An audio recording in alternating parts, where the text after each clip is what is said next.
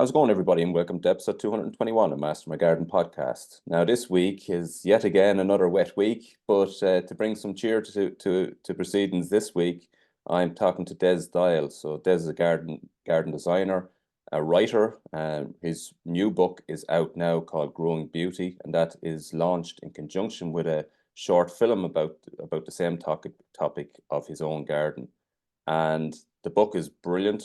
It's really well laid out, and it takes you through, I suppose, the origin story of the garden, and then right through the different seasons. And within each season, there's kind of stars of the show. So the I suppose the stars of spring, summer, autumn, and winter. And looking at Des online and the garden, he's very good at highlighting the lesser, I suppose, months where the rest of us might forget about our garden. Des actually turns them into heroes. So brilliant winter color, brilliant autumn color, and all of that is sort of wrapped together beautifully in this book.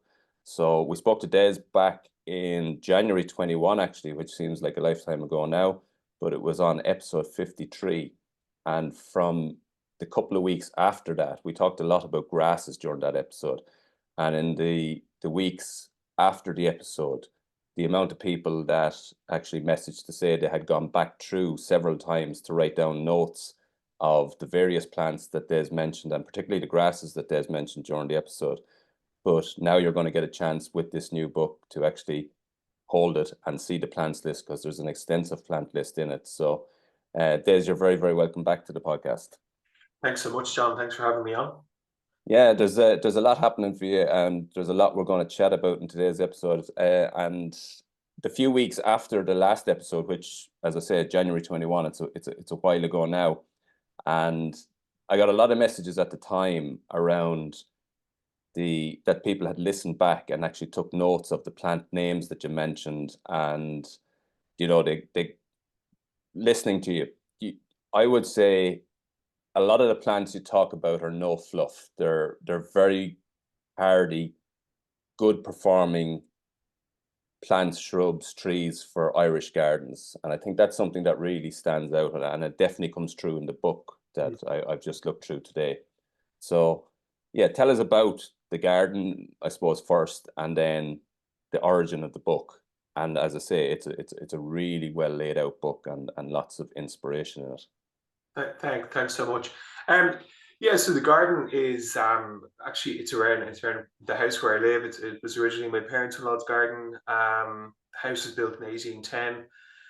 It's on a east-west kind of axis, sloped towards the river, west, evening sun towards the front of the house, and a lot of very well drained soil. It can dry out very, very quickly, and even with all this rain, it's still not too bad. So I'm lucky in that respect. But then when we have a very hot summer, it really bakes. It's Yeah. very dry.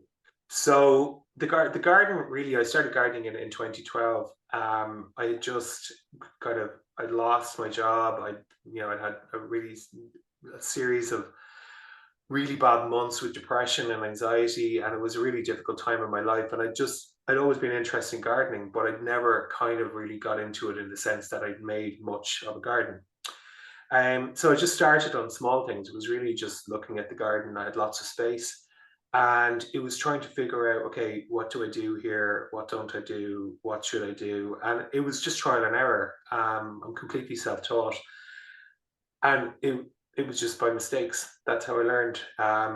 Because it's an old house and it's an old garden, it was really important that everything was fitting, that everything was, I suppose, if you like, complementary to that architecture. I couldn't do anything too modern.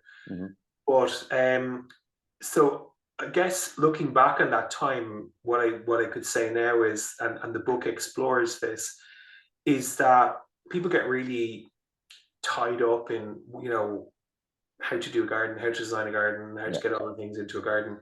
A garden really is just a frame. It doesn't matter what size or shape it is. It's a frame with things happening in it, and you decide as the designer what you want to have in it.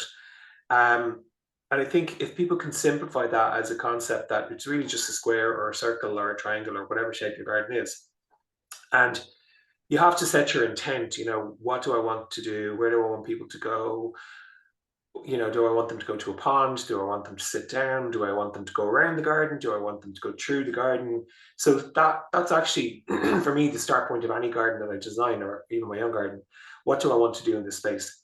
And in this garden, the space is really irregular, so I couldn't get a formal space, even though I'd have loved a formal rectangle. So I had to kind of create a central point, and that kind of came easy because in 2014, I lost a huge amount of trees in the storm, and so suddenly all my woodland was gone, which is covered in the book as well. And suddenly I have this huge open space. And that was kind of the beginning of me looking at the challenges of designing a garden. And, how do I make the center of this garden be the center? How do I make people want to go there? What else do I do around the garden? And the temptation was to put loads of things in. But because it's an old country garden, I had to be really subtle with that, and really quite, tight about what I used. So I used, nice steps, good hedges, punctuation points, summer house, some specimen trees. And if you think of a garden, as I said, as being a frame, the easiest way then to think about that after that is that as a gardener or a garden designer, your job then is to create moments in that frame. Like, so you create a spring moment, which is snowdrops and narcissi, and then you have an early summer moment, which is tulips and geums, and then you have summer borders, which is dahlias and whatever else, assuming you have full sun. And then you have an autumn moment, which is grasses, and then you have winter structure, which really comes to the fore with dogwoods and clipped yews and stuff like that. And then you're back into spring. So as I see any garden that I design, it's 8 distinct moments. And gardens that lack those they fail a little bit because, there's so many gardens that really, where you could put in loads of snowdrops and make them amazing. They've great architecture, they've good lawns, they've good trees. So then you could put in more narcissi. And remember, snowdrops, narcissi, they're all things that bulk up. It's never money wasted. They'll always work really, really well. They'll increase every year, and you can increase them every year. So my garden started from having none of that stuff. It just was a space. But I soon realized the importance of moments. So I would have worked like a lot on snowdrops first, and then a lot on narcissi, and then a lot on hellebores, and then a lot on tulips, and then borders, and so on, and grasses. But to do that, you have to have the frame and the structure to do it right. And so once you have that frame and structure and flower beds laid out, it's very easy. Okay. Yeah. That's very much an extension of a point I had Adele Feary on a couple of weeks ago, and she referenced that as well. Where you're not looking at 4 seasons, you're looking at, I think 6 was kind of the figure she had in her design work, and you're kind of saying 8 periods, and it's a nice way of putting it, moments. So 8 moments, and that's what you're looking to capture within the frame of the garden. Yeah, I think if you start getting bogged down on summer color and the importance of your garden looking good all summer, you kind of lose focus on all the other bits, so if you focus on summer color, you're going to be June to October, June, September, and then everything else falls apart. Yeah. So its structure is really vitally important. And I know very few good gardens that don't have good structure. And a lot of 18th century gardens and older gardens, particularly in the UK, have really good bones, really good structure. They've got good vistas, and that's what makes them good. So plants, am I a plants person? Probably not. Structure is more important to me than plants, and then plants come later. But then getting on to the second part of your question, I asked myself, what is a good plant? Why would we use certain plants? And I suppose from experimentation, I would probably trial between 50 and 100 new plants every year that I would start as small P9s, usually from nurseries, or I get some from the UK, I get some from the Netherlands. And what am I looking for? Something that's weatherproof, doesn't need to be sprayed, doesn't need to be staked, doesn't fall over. It's not tender usually, although there are some exceptions. And it does a good job. And that doesn't mean it flowers. It means it has good foliage, or it's enduringly kind of nice from, one point to the other point. Mhm. Um, yeah, tough plants, like, and there's a lot of plants out there that are kind of really good, but people, are a bit critical of them, like, Pittosporum, penstemon, some of the bamboos, things like vinca, which is just a really, really good plant. People don't use it because it's seen as old hat, but Mhm. it's, hugely drought tolerant, flowers from December right through to April. You don't do anything with it. It's evergreen, Yeah. pollinated friendly. So there's a lot of plants like that that I think are really underused. And good plants for me are plants that can do a number of jobs in a garden. Yeah. Um, something could give you fantastic, let's say, spring color, and then just have really good presence throughout the year. And a lot of my favorite plants are actually, Baclarum, Fruticosum, stuff like that. That's really just evergreen, got a little bit of flower in summer, but it's just a gorgeous presence. A lot Yeah. of the euphorbias are like that. So, and grasses are really important, and we still don't use enough grasses. They're drought tolerant, low maintenance, they don't spread. I Yeah. don't know why people don't use them. Yeah, that's something I remember back from our last conversation, which is a couple of years ago now, but it's I remember, and I forget the phrase you used, but you did say at the time you weren't big, say, on dahlias or things that were going to require, a lot of water to keep them going over the summer, and you were looking for this kind of spread or something that would give you something at multiple stages throughout the year. And I think that's a really great way of looking at it. And something like a vinca, in today's terms, you'd be hard pressed in a lot of garden centers to find a vinca. I wonder if that's because it's underused now, I think is what you said. I wonder, is that because at some point 10, 15, 20 years ago it was overused? Um, Yeah, I think, like, if you talk about vinca, it's a really underused plant, but it's very historically important. You see it in mhm, all the old gardens. It's a really important part of very old Georgian gardens. It's used a lot as ground cover, usually under yew. So you see it in those kind of gardens. I think garden, plants go through fashions and phases, We're going through a big heritage narcissi thing now. We have a snowdrop thing. Hellebores are really important. They're all good plants. But good plants have to do a good job, and if it doesn't do a good job, they fall out of favor.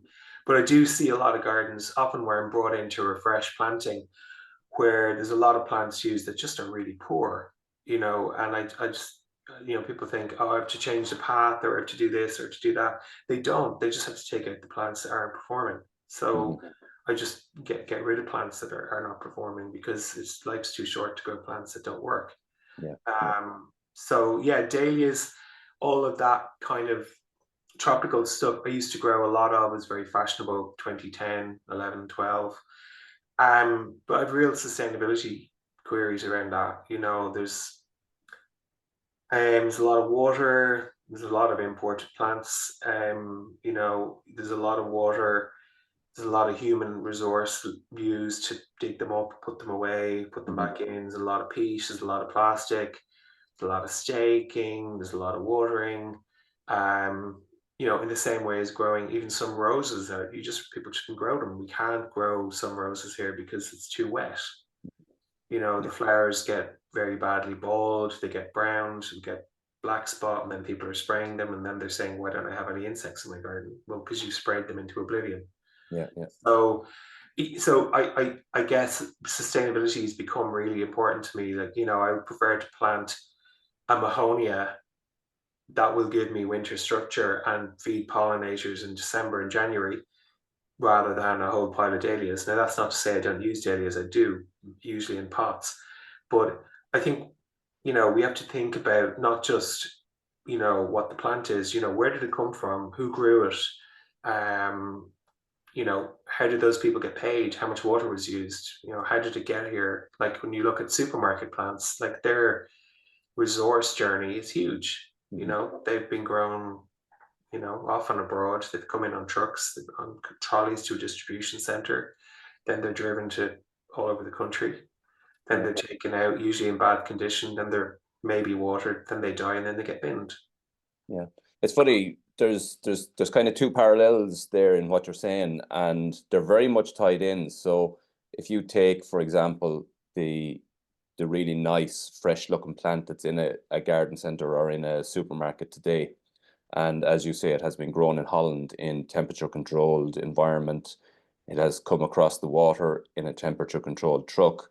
There Yeah, has all these resources that go into the back end of it to land that in front of you in pristine conditions so that when your eyes look at it, you think this looks brilliant, this looks good. And then you pop it in your garden in the conditions that we've had and are having and will always have because yeah, it's just the nature of Ireland. And then very quickly, as in within days, it can look very, very shabby. And I noticed so that ties into your sustainability piece, but it also ties into the what will work and what will be hardy and what will function and do well in an Irish garden. yeah, And you mentioned it somewhere at the back of your book, I think it was a preferred plant supplier list, and you mentioned Catter Hurley Nursery, who I know are on the west coast of Ireland. They tend to grow quite hardy plants. I don't know them personally, so this is, I just know what people say about them, and what they say is that they grow a hardy plant that's fit for purpose.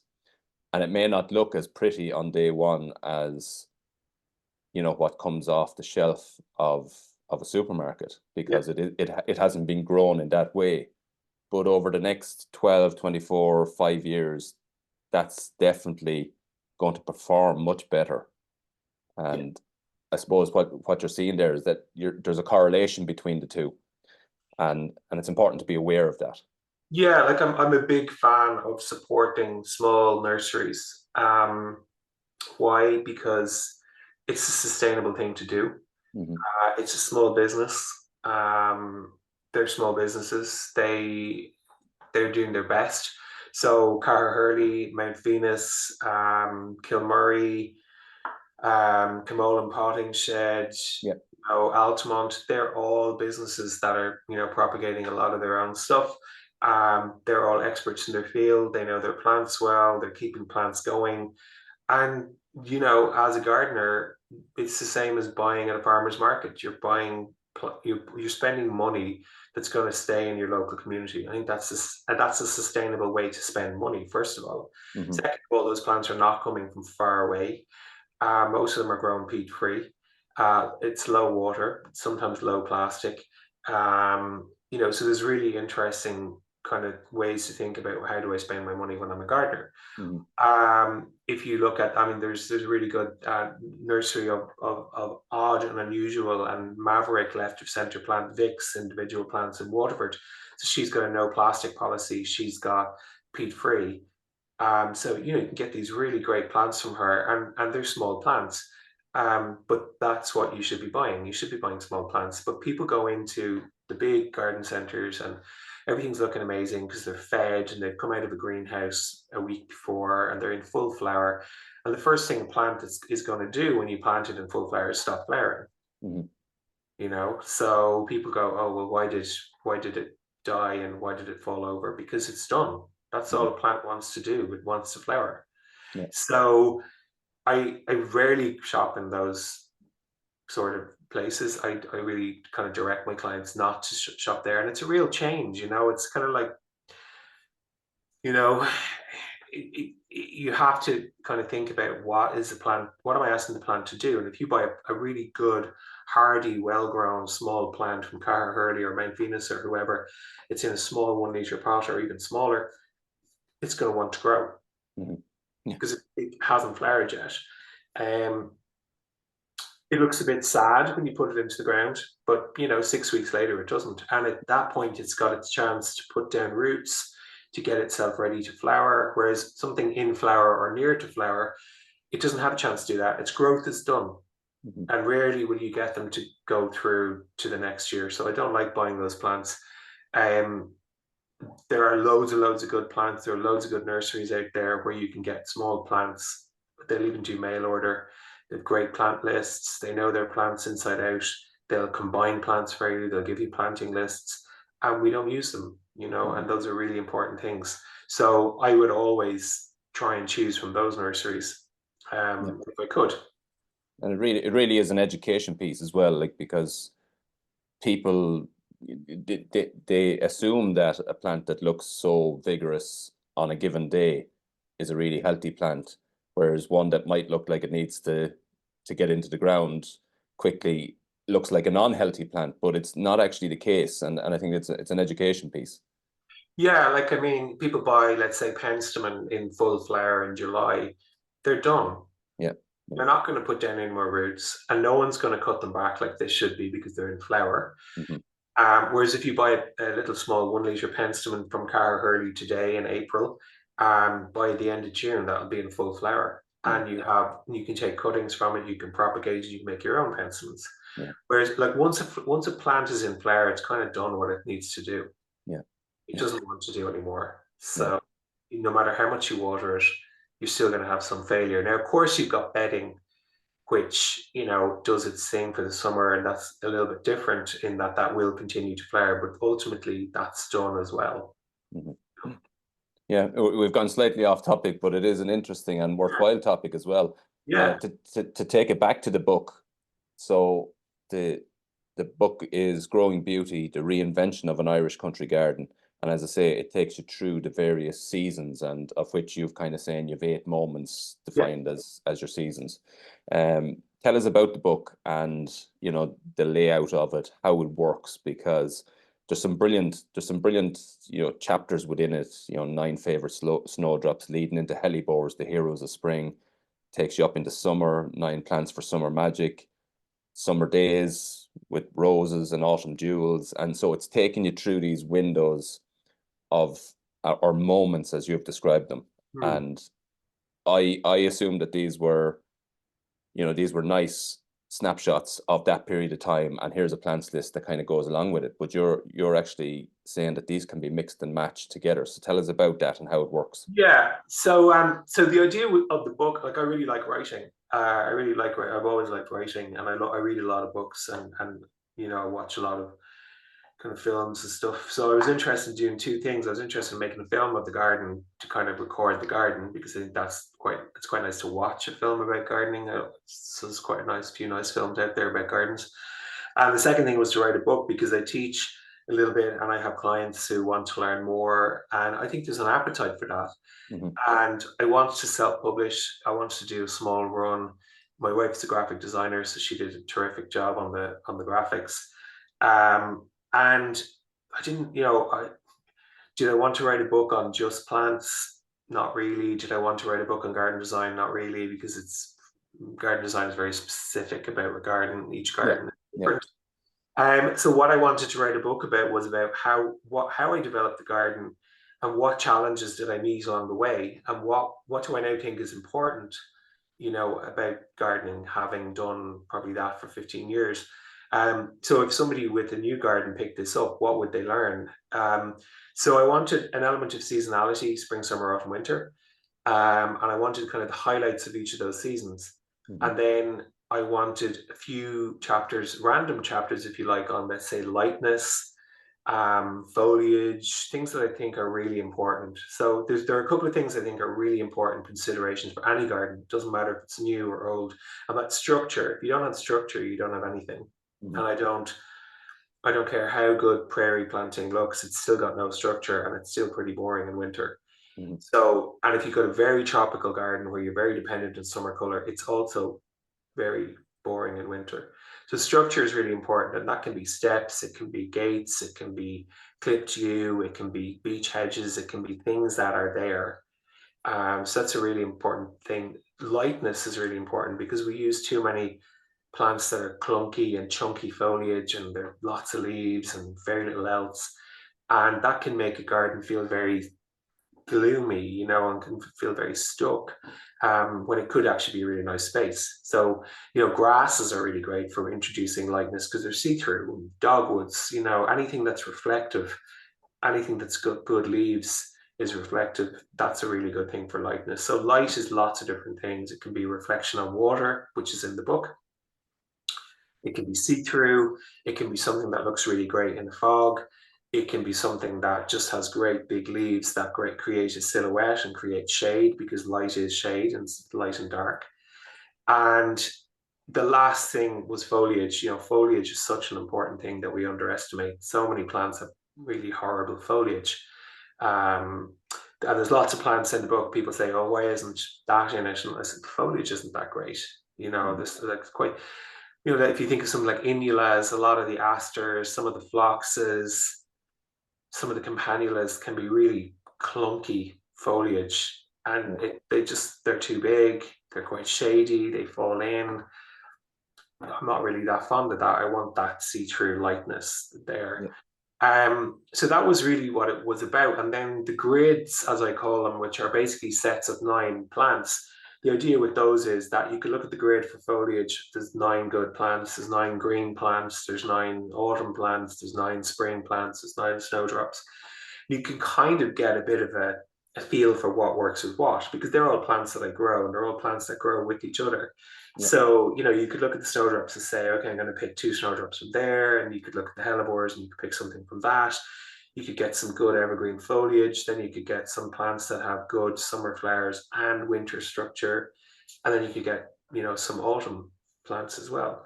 So that's the whole idea, is that there's a bit of a crossover where you can kind of like a bit of like a salad bar for plants. You can pick what you want, you know? Yeah.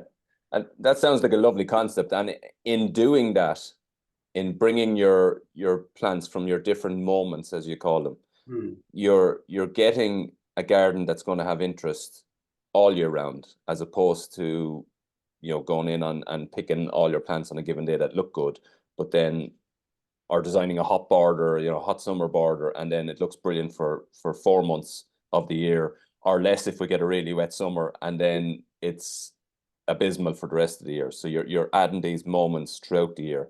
And actually, I think the autumn and winter garden are seriously underutilized in Ireland.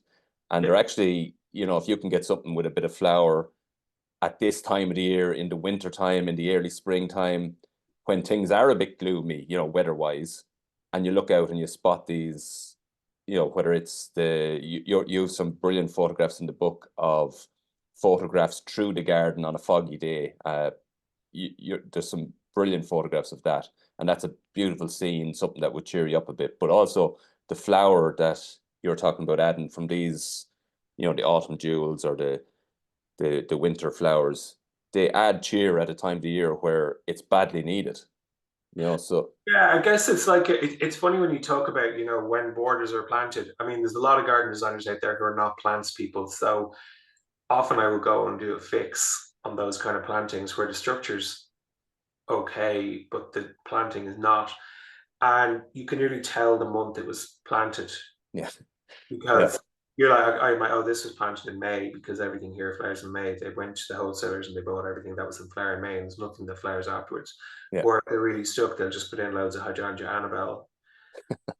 That's it, you know. So a good planting takes 3 years to actually do properly, because you put in your good structure plants and you put in your you know, your plants through the year. You change it the next year, you put in bulbs, and the third year you kind of put in the final layer. So I always say a good planting, and I like to work with clients with that in mind, where I say, we're going to get the basics of this planting really good this year, but next year we're going to add bulbs, the next year we're going to add a bit more structure, and the next year we're going to add the final plants, and that makes it work. So yes, winter and autumn is 6 months of the year, yeah, and we don't pay enough attention to that. So like my garden in winter is great. I love it, because some of the pictures you'll see them, the grasses are brilliant, the clipped yew is great, the snowdrops are great. You know, you've got Daphne, Sarcococca, Mahonia, Viburnum. You've got all of these absolutely fantastic plants that perform during the winter, and we just don't use them. yeah, You know, yeah, that's it's really important. It's really important for pollinators. It's really important for wildlife, but it's really important for your garden as well, that you can go out. Like, you could have days in November where it's nice and crisp, and you go out and there's nothing in your garden. And you know, if you have a big garden, you're not going to plant Daphne at the far end of it where you have to trek down to see it. It should be beside your house. You should have Sarcococca beside your house, where you can get that smell of winter.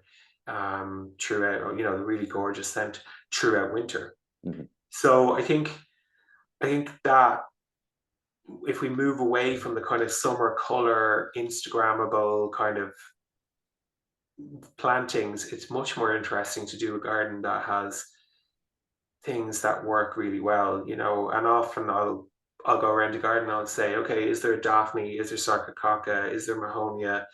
And then I'll go, is there snowdrops? Is there narcissi? Have we got February gold? Have we got Thalia? Have we got Mount Hood? Those narcissi. And then what tulips have we got? Ballerina, spring green. Then we got geums. Then you got euphorbia. Some of the earlier grasses, common grasses, carb forest or overdam that finishes spring. And then you're into summer. You got your dahlias, you got your gladioli, you got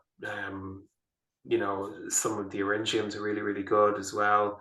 Cyanosorba, eupatorium, and then you're into asters, nerines, then you're into dogwoods, and then you're into winter structure. And that's your calendar.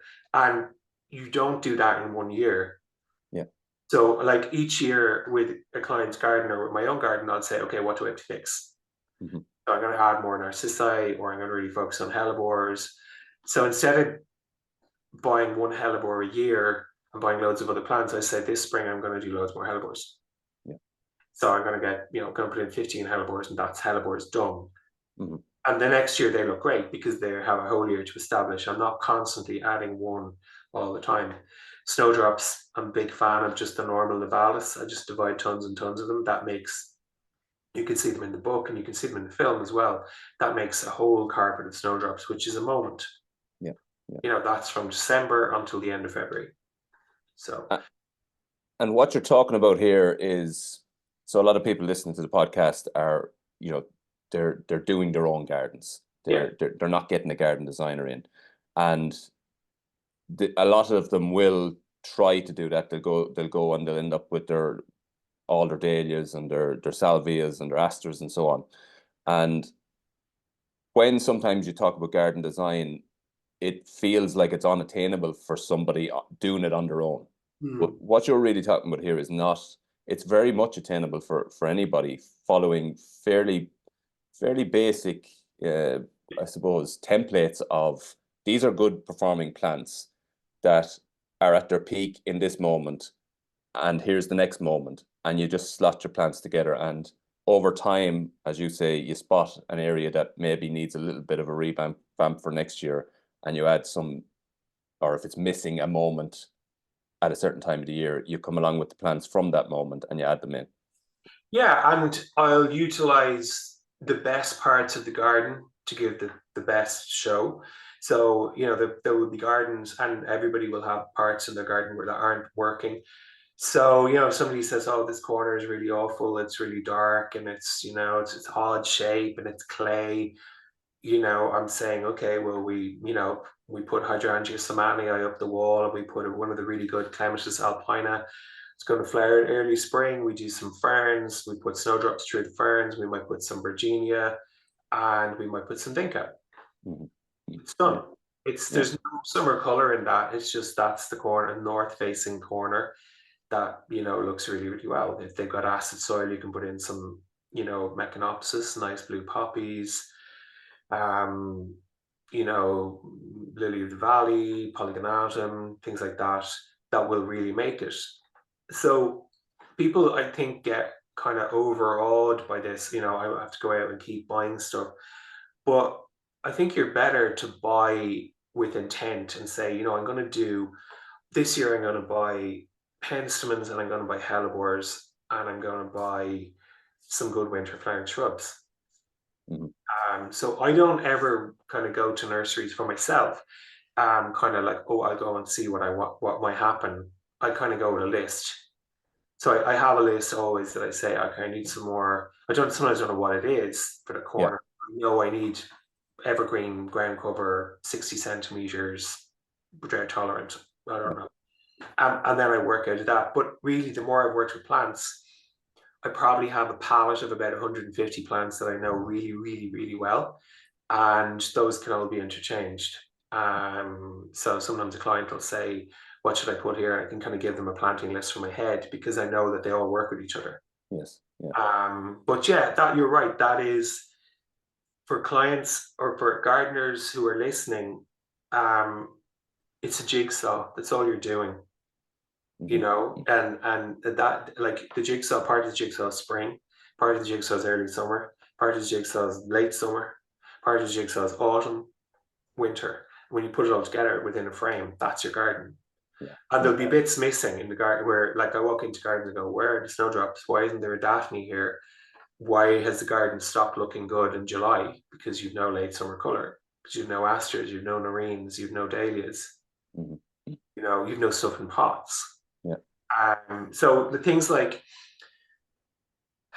annuals, dahlias, some of the annual bulbs, winter annuals like maybe cyclamen or violas, they're just accents.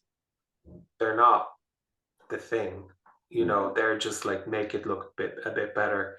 I did some planting recently for a client. It was a holiday home, very nice house, and we got some really big pots. We put in some really good fatsia, some really good variegated ivies, and we put in some cyclamen, coum, and some small skimmia, some carex, a couple of different carex, and big pots, and that has kept them perfectly through the winter. Into that, we put in tulip ballerina and spring green. Put in some baby narcissi, the little small ones like Tet or something like that, maybe a couple of thalia, and that will get them right through into May. Then you put in some taller bedding. You might put in cosmos into that. So you're like, that's a very sustainable thing. All those plants are looking good. You're not moving everything at the same time. So it's a jigsaw, and you're popping things in and taking things out. But that, once you have that structure in that pot, and it's the same with a garden, you change things in it. So the annuals essentially are like the makeup. So it's just a little bit of blusher to make the thing look good on a given day. Or, you know, if you think about doing up a sitting room, you know, you're doing up a sitting room, annuals are the cushions on the couch. You know, you change them all the time. You move them around, you change a different color. But when I take out summer bedding from that in late September, October, I'm going to pop in heathers, spring bulbs, cyclamen, violas, something like that. And the central structure stays the same. You know, they need to tidy up, but like all those plants are pretty drought tolerant. And in that case, the challenge was, you know, and there was we put in 12 planters, 6 on both sides, quite big. They look fantastic, but you're not constantly emptying them for summer color and then you're going back and emptying them for winter color. There's like this, the bones stay the same, and then you accent change the other bits. Yeah, for sure. The book, as I say, is beautiful, and it takes you through. The film is slightly different. So as you mentioned off here, with a book, you're using a lot of pictures, and a lot of fantastic pictures, and some of them are your own, and some of them I think are from different photographers.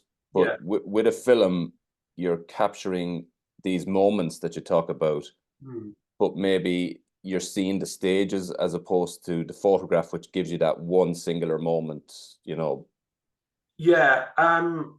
So I love film. I go to films all the time. It doesn't matter what film is. I'll watch film. So I kind of realized recently enough that actually what I'm after in a garden is not the great vista of plants. It's creating an atmosphere. And plants do that. You know, you use loads of white plants, you create a peaceful and serene atmosphere. You use loads of colorful plants, it becomes more racy and it becomes more exciting. Plants help you create the atmosphere. Obviously, the structure helps as well. So I kind of became interested in atmosphere, and I visit a lot of historic gardens, and I do a lot in the UK as well. And I'm always struck by, this is a garden that's 200 years old, and the atmosphere is phenomenal. You know, it just got it. It's just our quality, beautiful garden. There's very little planting in it. You know, so there's those good gardens.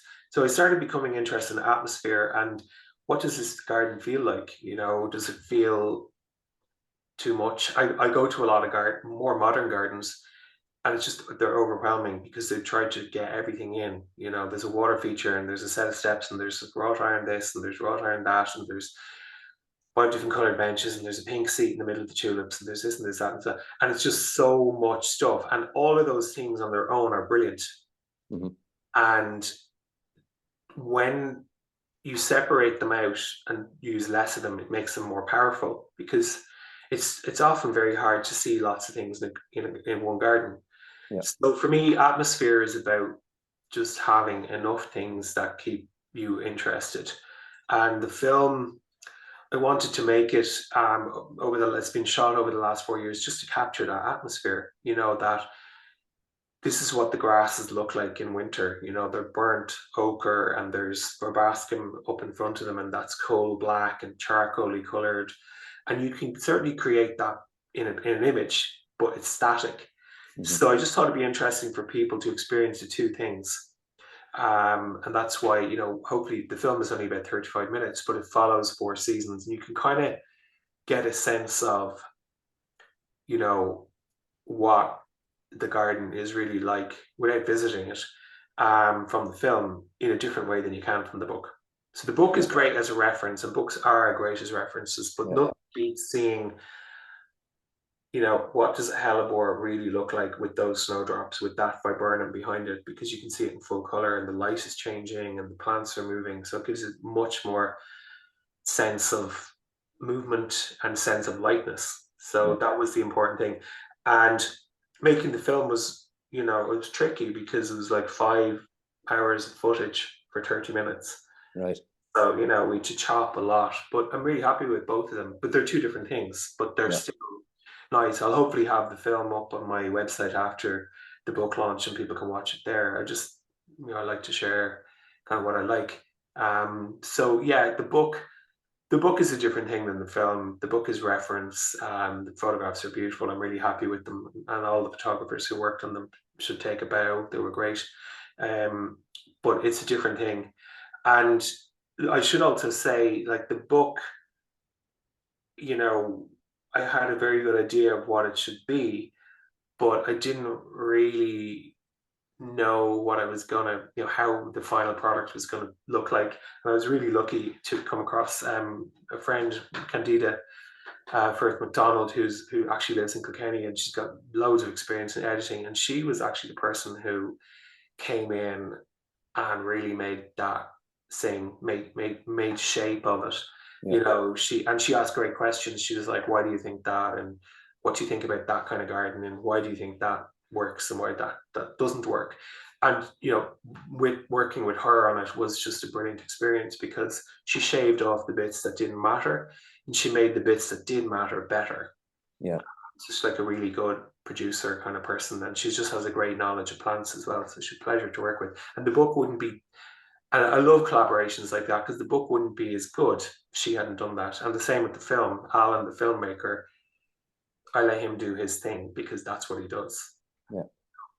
The book is, because it starts out where it's kind of an origin story of your garden, and it starts out as a bit of an origin story both of yourself and of the garden, but then it sort of it morphs then into like a very good guidebook of, you know, these not how to's, but you have the blocks of color for the moments of the year, and then how they can be married together, and then very, very practically this bulletproof plant list that you have, and you have those, you know, in various sections across the book, and I think it marries two kind of different concepts together really well. Yeah, I guess I just want to save people from the hell of being in a garden center on Easter Monday. You know, there's nothing more soul destroying than that. You know, you got a headache or a hangover and you're trekking around trying to find plants to make your garden look good. You don't have to do that. You can just, you know, have faith in these plants. And if you Mhm. grow these plants and find these plants, and it's a bit of an adventure finding plants, it's not a job. You know, driving to Cara Hurley is great because they're super enthusiastic, and Mount Venus are great. You can ask questions and they'll say, that will work with that and that will work with that. But you're going to also lose plants along the way. You're going to kill plants. They're not going to survive. That's just part of it. That's failure. I mean, it's like being a parent. You don't always get it right. You know, you make mistakes and you do your best, and hopefully your kids turn out okay. And it's the same with your garden. You know, you just have to learn by mistakes. Hopefully you don't make too many mistakes, but like I lose plants all the time, and I kind of, why did I lose that? And I realize, oh, okay, you know, it's whatever. But so there, it does morph in that sense that people want to know, how did you start becoming a gardener? You know, and I'm self-taught, so there was no kind of how I became. It was just happened because I kept. And then it does morph into this really nice piece, I hope, about the importance of gardening and about the importance of considering structure, foliage, lightness, texture, as important elements of a garden. And then, you know, hopefully uniting those lessons in these plants. You know, these plants will all work. But people try too much too quick, I think, with gardening. You're better off really understanding, you know, when I say full sun, that is actually what that means. It's not a north facing border, even if you want it to be. The plant is not going to live there. If you're on sticky clay and you want to grow Daphne, well, you better change the clay a little bit, because Daphne's not going to like that.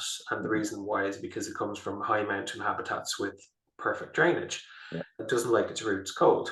And so once you learn those kind of fundamentals, like what soil have I, what aspect is it, you know, is my soil sticky or is it well drained? Is that north? Is that south? Is that east? Is that west? Once you get that, then, you know, then you start to pick plants for that. But people will often say, you know, what can I put on this bed? And I'm like, what direction does it face? And they're like, well, I have no idea. Like, well, it's full sun, you know, and if it isn't full sun, how much morning sun does it get? Because that matters for plants. You give a plant what it wants, it'll grow. So it's back to it's right plant, right place, and it's I'm not sure who the original. Beth Chatto was the person who said that, and she was right, because if you don't give a plant what it doesn't want, what it wants, it'll sulk. It won't do well. It'll be weak, you know. And I think a prime thing with that is roses. People try and shoehorn them into beds where they don't work. Too much shade, they grow the wrong ones, and they fail. And then people give up on gardening, and that's a real pity. So in the case of roses, there's probably 10 roses I use all the time. 6 of them are in the book. And they're kind of, you know, they're ones that are very, very, very, very good plants that are always and always, always going to survive and grow well, you know, but there's lots that don't. And your plants list. So as I said, after the last episode where we spoke, people were saying they listened back several times to write all the notes, but the plants lists in your book are very comprehensive. So there's all the grasses are listed, then filling out these moments. You have your hellebores, your snowdrops, narcissi, plants for high summer. You know, so there's loads of windows with different plants lists for it, and that'll help you. You know, that'll help you I suppose pull the whole thing together. The book itself, it's self-published. How was that? Tough process? Really good. Just on the plant list, I wrote it and I said, if I was moving house, what plants would I take? And that's the criteria. If I had to go to a smaller garden, what would I take? What would I absolutely make sure I had? And that's pretty much what I would want. Self-publishing, it was fine. I love writing. I write a lot. I read a lot, so I kind of knew what I wanted to say. So it wasn't a chore. I wrote it pretty quickly, but I had a good idea of the structure. as I said, Candida came in and really, really helped fine tune that. My wife is a graphic designer; she did a super job on it, and we've worked together on enough things that we don't disagree too much. But like we were both like my background is in design, so we both have the same sensibility. So we weren't arguing about margin widths or colors because we were like, that will work with that and that will work with that. So it was really fast. So I actually started writing the book. I only started writing the book in December of last year, and I finished it done and dusted in January, the end of January. So I wrote and designed it in about 5 weeks. Wow. Um, I just knew what I wanted to say. I had kind of sample chapter headings worked out. I knew what I wanted to look like. I had the biggest problem was the images, just finding, what image best represents this, and do people want to see more gardens or do they want to see more of this? But the writing wasn't a problem, the design wasn't a problem. Candida came in and really, really tidied it at the end. And then we self-published through Character Print in Ireland. So I wanted to do it with an Irish company, and they were superb. And I think like self-publishing is kind of scary because you don't have a publisher doing stuff. I don't have a distributor. So I'm kind of reliant on people hearing about the book and wanting to buy it. I didn't do a massive print run, but it's still a pretty substantial cost. Yeah. So yeah, if people buy it, I'd be really happy because then I can maybe do another one. But I do think it's a good book. Like I kind of wrote it and said, if I was me 10 years ago, what kind of book would I want? Yeah.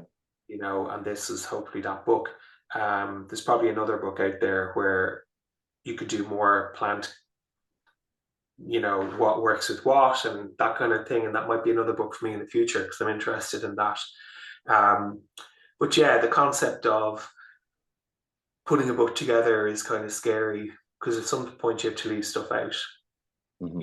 There's loads of other things I could have said, but I wanted it to be personal. I wanted it to be, how did I arrive at gardening? I arrived at gardening because I, really, really suffering with depression, and that's a massive thing to talk about now, and it's so important because people don't, people avoid talking about mental health. But that was the reason I got into gardening, because I just was so at a loose end. I had nothing really going on. I didn't know if I was going to get better. My doctor was absolutely brilliant, really helped me. And I had a really great psychotherapist. But that process of getting better was really helped by being a gardener. Was really helped by going out there. And I'm not saying gardening cures depression or anything like that, but I'm saying that it's important. Mm-hmm. It's important that, there's lots of analogies between life and gardening. There's failure and being able to fix, and being, rupture and repair, as they call it in psychotherapy, being able to have good self-talk and being able to fail and be happy about failure. So I think that was one of the great learnings for me about gardening, that, with gardening, you can fail all the time and still feel like you're successful. Yeah. So this is not the first time it has come up on the podcast. We actually didn't speak about this as kind of your origin or your entry into gardening the last time we spoke at all. And so this is kind of the first time it has come up from your perspective as we talk. But several times on the podcast with various guests, it has come up that, they have come into to gardening from some aspect of mental health. The most recent one of those was Anna Layton back, the Garden Fairy, Yeah. and she mentioned that was her entry, and several others over the course of the last couple of years have said that. And again, you mentioned the point of the gardening can be a learning for life, in that if something, you sow your seedlings or whatever and they die, and you just move on and you sow your next batch. And it kind of, as you say, rupture and repair. There is that element of it, and I think everybody goes through that. But it's interesting that it's coming up regularly enough that people are entering, gardening on the back of some mental health issue or other. Yeah, I think a lot of people go into creative stuff. I think a lot of people go into music. A lot of people go into the arts on the basis of they're looking for estate change. Yeah, they're not happy with whatever. Like I had a corporate, like I'd had before that, I'd been a goldsmith for a number of years. Then I had a car crash with an injury, which meant I couldn't do that anymore. I went back and I did a master's in business strategy because that's what I was interested in. And corporate life was not for me, and that's a really difficult thing because you've got young kids, you've got a mortgage, you've got all these things. And, Yeah. I think there's different challenges mentally that are socially mediated for men and women. And one of the challenges for men is that you're seen as a provider and you've seen, as all this, a lot of responsibility. That's not to say that women don't have responsibilities. Well, they have Yeah. different responsibilities, different expectations even. And so, when you're in your 30s and you can't work because of that, it's a really lonely place. And no matter how many campaigns you see about, it's good to talk and it's good to do this and it's good to reach out and all the rest, people are not comfortable talking about mental health. Mm-hmm. They're just Yeah. not, because they don't know what to say. And actually, there is nothing you can say. You can just, all you have to do is be there. Yeah. Yeah. And it's the weirdest thing that once people realize that's actually all you need to do is turn up and have a cup of tea or go garden or whatever. So I'm not surprised that people find gardening as an entry, because once you realize that gardening is a reflection of life in a way, Yeah. that you lose, as you said, you lose seedlings, things fall over, things rot, things die, you have some success, you have sunny days, but like, to be a gardener is to be hopeful. Like, you look outside today and it's absolutely saturated, but Yeah. it doesn't really bother me so much because I know that there'll be days when I'm like, going in for a drink of water, it's too hot. Yeah. Yeah. Yeah, I think I see it coming up a number of times, certainly when I teach, that people, they know that they need to garden and they know they need to get out to garden, but they don't know why. Mm-hmm. But it's really important. I think it's in our subconscious. It's a really important thing for us to be out in the earth. And there's studies there that people putting their hands in the soil and Yeah. being gardening have lower rates of depression. I mean, there's the gut microbiome piece with soil. That's a really important piece of research where it shows that connection is really important for our health. Yeah. And like, since we've talked in 2021, we've got a war, a good bit of climate change, and we post-COVID. I mean, how much more can you fit into three years? Yeah. Yeah. Yeah. It's no wonder people are looking for an answer that's outside of themselves. That's not work. Mm-hmm. You know. Yeah, and it's again, I mentioned it on the podcast recently. Nature, the garden, it's constant. It's a leveler. Yes. So we talk about you mentioned the gut microbiome, and like that is seriously underrated, generally speaking, in population, and certainly with children, it's Yeah. completely underrated. Now we're going very off topic in relation to the book, but it's still quite an important thing, that it is so important for kids, for all of us, to get our hands dirty, to connect with the earth. So Yes. there's the gut microbiome piece, but there's also the actual earthing. So by touching the soil, touching the ground, touching the trees, if that's your thing, you're actually bringing your body to a vibration that matches the earth, and that sort of calms everything. Where, as you say, you're dealing with pandemics and wars and climate change and whatever else outside of it. The nature itself just levels everything and settles everything, and it really is important from that point of view. Yeah. Gardens. Like I said in my book, garden doesn't care. Gardens don't care if there's No. a war or a pandemic. Gardens just get on with it. Nature gets on with it as best as it can, despite what we do to it. Mm-hmm. And that's, for me, when I was really, really finding it very, very difficult, I learned, I did a lot of meditation because my doctor was like, go and learn mindfulness. And that was probably the first time I learned to sit in my garden and actually not do anything. Mm-hmm. But like you say, that just levels everything down. It slows down your breathing. It gets you connected in a different way than any other activity, because most of the other stuff is doing, and you can garden without doing much doing. Mm-hmm. It can Yeah. be weeding, it can be an hour's weeding, it can be cutting back something, it could be doing, it's work, but it's good work. Yeah, if that yeah, makes sense. So I think that was, yeah. So what is the book? The book is a bit about why did I come to gardening? How did I come to gardening? What's important in gardening? Why do we garden? And if we are going to garden, what plants should we garden with? yeah. Brilliant. It really is beautiful looking book. Looking forward to seeing it in the coming weeks. Brilliant. And I know you can buy it from your website. So I'll put the link in the show notes, but just tell people about your website, where they can buy it, and anything else that they need to know around that. Yeah, perfect. So it's www.gardenfable.com and you can buy the book there. It's €30 plus postage, €7 in Ireland, or you can do click and collect if I'm in Kilkenny, but you could collect. I am working with a number of bookshops to try and get it stocked there. So do reach out if you don't want to do that, and I can do it.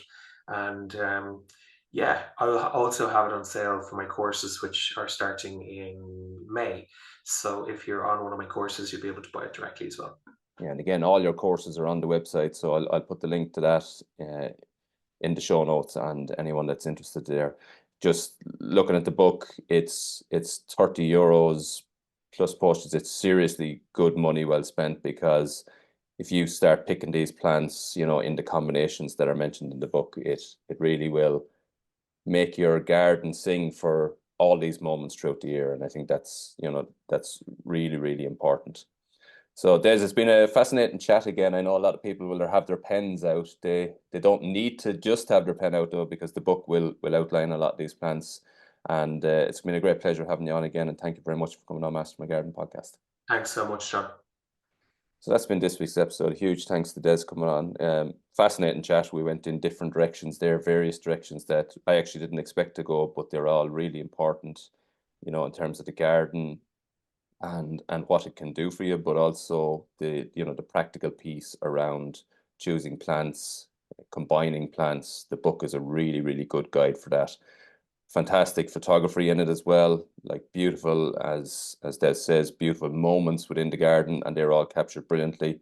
And there's a sort of a template as to how you can do that and match those for your own garden. So yeah, super, super chat. That's been this week's episode. Thanks for listening. And until the next time, happy gardening.